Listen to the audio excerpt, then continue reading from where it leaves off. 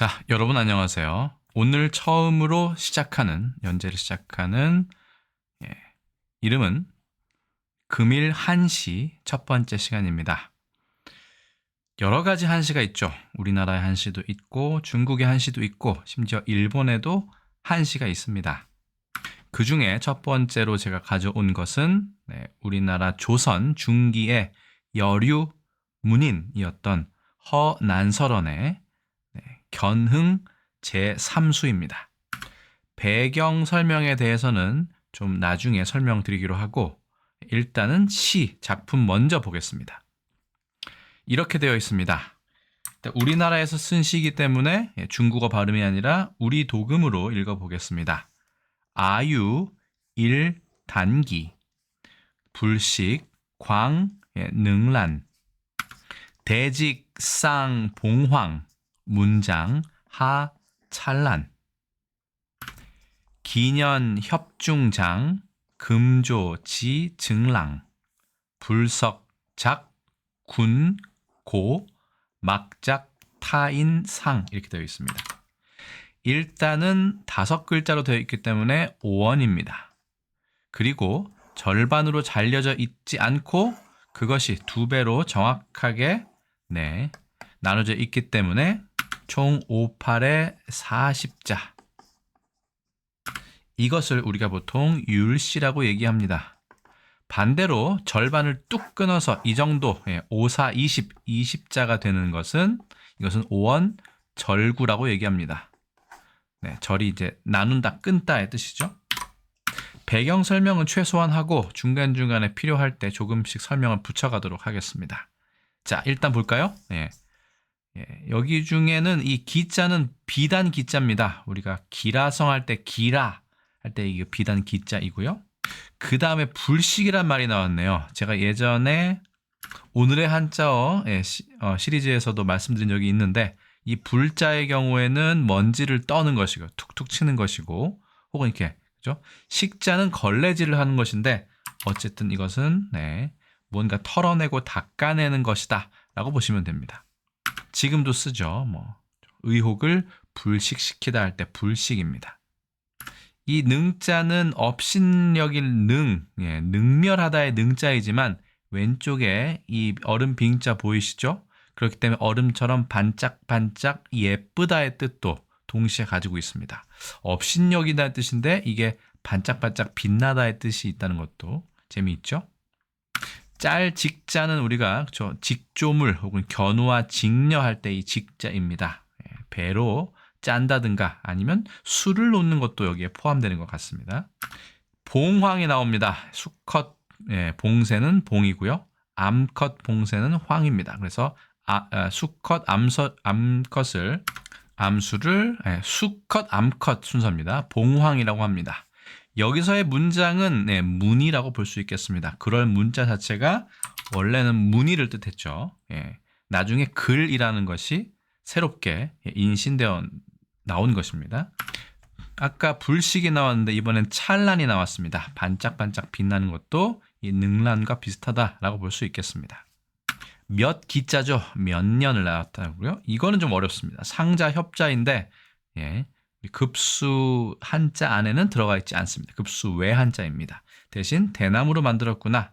무언가 끼어서 좁게 만들었구나라는 것을 알 수 있겠네요. 감출 장자이고요. 그 다음에 이 랑자는 산의 랑자인데 여기서는 난군님을 얘기한다. 남편을 보면 어떨까요? 혹은 남자친구 정도로 보아도 되겠습니다만 예전에는 자유연애가 허락되지 않았으니까 남편으로 보겠습니다.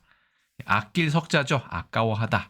그리고 이 군자는 임금군으로 아는 경우도 많지만 사실은 그대, 당신의 뜻으로 씁니다. 일본에서도 이 글자를 쓰고 키미라고 읽죠. 좀 어려운 글자입니다. 바지 고자입니다. 옷 의자가 왼쪽에 있네요. 그 다음에 치마 상자도 나옵니다. 여기 보시면 지금 노란색 글자로 2글자, 그 다음에 살짝 주황 글자로 2글자 이렇게 나누어 놓았습니다. 이미 눈치를 채셨겠지만 이것은 운을 나타냅니다. 이렇게 율시의 경우에는 이것을 일컬어 기, 승, 전, 결이라고 우리가 잘 알고 있는 표현이죠. 표현을 하고요. 또 이런 율시의 경우에는 이 구를 련이라고 얘기하죠. 구가 두 개 겹쳐 있는 거. 그래서 수련, 그 다음에 함련, 경련, 마지막에는 꼬리 밑자 써서 미련이라고 얘기합니다. 수함, 경미라고도 이야기합니다. 그 중에서 꼭 지켜야 되는 운은 수련의 마지막 글자, 그리고 함련의 마지막 글자, 이 두 글자는 꼭 운이 맞아야 합니다. 여기서는 란하고 란, 중국에서는 루안하고 란인데 어쨌든 우리말은 도금이 비슷합니다. 그 다음에는 마지막에는 경련과 미련의 이 마지막 글자도 반드시 운을 맞춰야 됩니다. 그렇기 때문에 율시인 것이죠. 그래서 랑자와 상자 해서 뒤에 운을 맞추게 됩니다.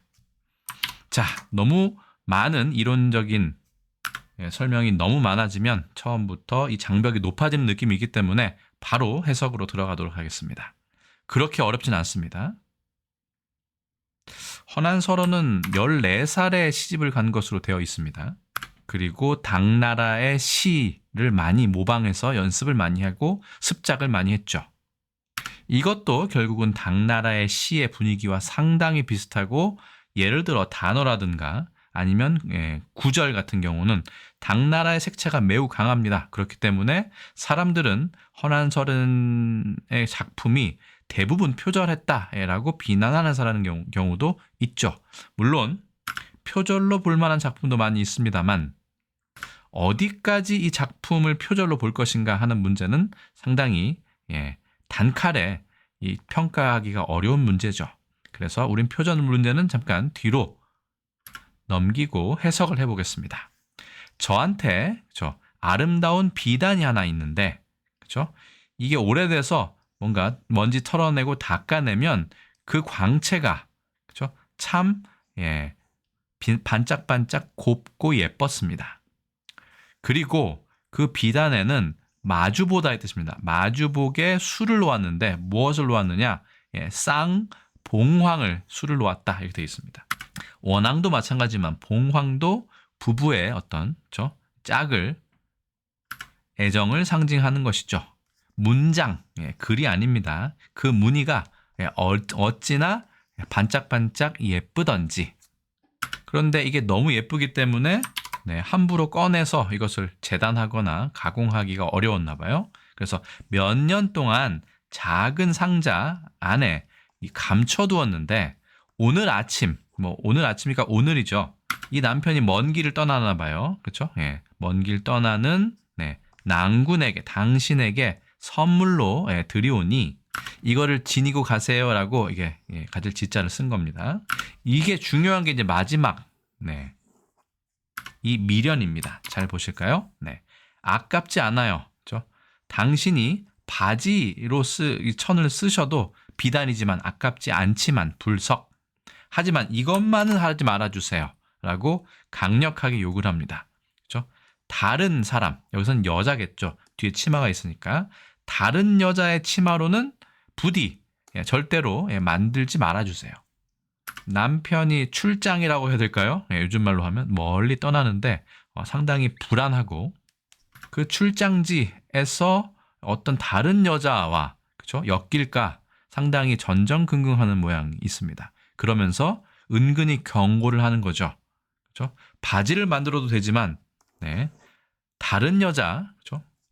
바람난 여자의 치마만큼 만들어주지 말라라고 이야기를 합니다. 어떻습니까? 상당히 적극적으로 남편의 외도, 바람을 경계하는 그런 요구를 하는 여성의 모습이죠. 허난설원은 본명이 허초희입니다. 난설원은 당호이고요. 신기하게도 예전에는 남자들만 가지고 있었던, 그렇죠? 성년식이 끝난 다음에 받을 수 있었던 자도 가지고 있습니다. 그렇기 때문에 예전의 사대부들 입장에서는, 특히 남성이 문인들의 입장에서는 상당히 눈에 가시 같은 그런 존재였을 수도 있습니다. 감히 여자가, 그렇죠? 문학을 하다니. 지복유서를 쓴 이수관 같은 경우도 이 허난설원의, 난설원이 호입니다. 시를 상당히 음탕하다고 이야기했고 대부분의 남성 사대부들은 허난설원을 폄하했습니다. 자와 본명에 대해서는 좀 나중에 다시 설명드리기로 하고요. 출생은 강릉 초당입니다. 이 초당은 아버지 허엽의 호입니다. 지금도 초당 두부가 상당히 유명하죠. 대신 27세 허난설원은 상당히 젊은 나이에 요절을 하게 됩니다. 인생도 상당히 기구한데 그건 또 뒤에 다시 설명드리도록 하겠습니다. 형제 중에는 우리에게 좀 익숙한 형제가 하나 있네요. 동생인 허균이 있습니다. 허난설원은 허균의 바로 위에 누이이죠. 자, 그래서 오늘은 이런저런 기본 설명은 최대한이 아니죠. 최소화하고 시에 집중해서 한번 설명을 드렸습니다. 그래서 제가 MS의 코파일럿에 이 시의 내용을 이야기해주고 가장 비슷한 이미지를 골라서 지금 썸네일에 넣었습니다. 어떻습니까?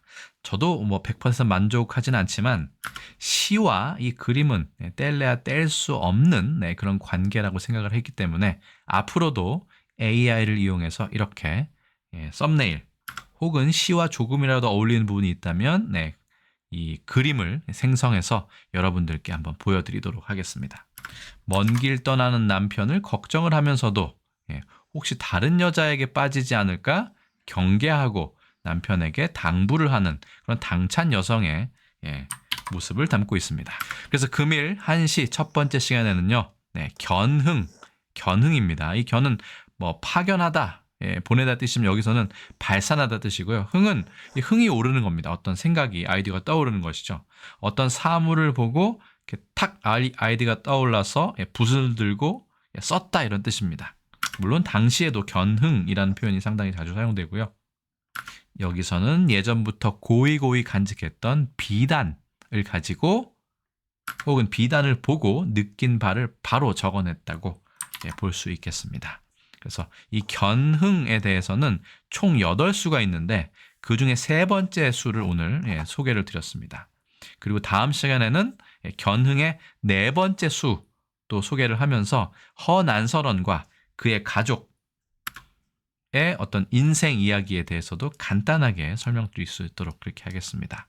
그래서 금일 한자 첫 번째 시간 허난설원의 견흥 제3수에 대한 설명 여기서 마치도록 하겠습니다.